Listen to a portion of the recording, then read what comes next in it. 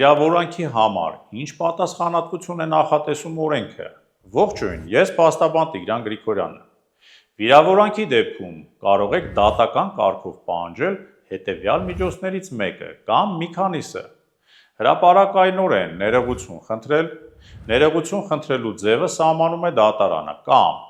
եթե վիրավորանքը տեղ է գտել լրատվական գործունեություն իրականացնողի տարածած տեղեկատվության մեջ, ապա լրատվության այդ միջոցով լրիվ կամ մասնակի հրապարակել դատարանի վճիռը։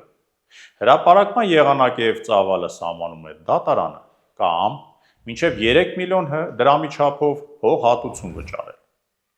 Զրպարտության դեպքում կարող եք դատական կարգով պահանջել հետևյալ միջոցներից մեկը, կամ մի քանիսը, եթե զրպարտությունը տեղ է գտել լրատվության միջոցներով, ապա կարող եք պահանջել լրատվության այդ միջոցով հրապարակայնորեն հերքել զրպարտություն համարվող տեղեկատվությունը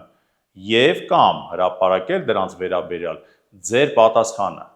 Հերքման ձևը և պատասխանը հաստատում է դատարան օրենքի համաձայն, կամ կարող եք պահանջել նաև սահմանված մինչև 6 միլիոն դրամի չափով փոխհատուցում վճարել։ Փոխհատուցման չափը նույնպես որոշում է դատարանը հաշվի առնելով կոնկրետ գործի առանձնահատկությունները, նաև վիրավորանքի կամ զրպարտության եղանակն ու տարածման շրջանակը, նաև վիրավորողի կամ զրպարտողի գույքային դրությունը։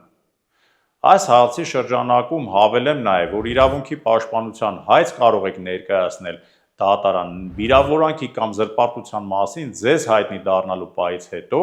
1 ամսվա ընթացքում, սակայն ոչ ուշ, քան վիրավորանքի կամ զրպարտության պահից 6 ամսվա ընթացքում։ Դատական պրակտիկայում զանգվածային լրատվամիջոցներով կամ սոցիալական հարթակների միջոցով վիրավորական կամ զրպարտչական տեղեկություններ հրապարակելու դեպքում 1 ամսյա ժամկետի սկիզբը հաշվում է հրապարակման օրվանից։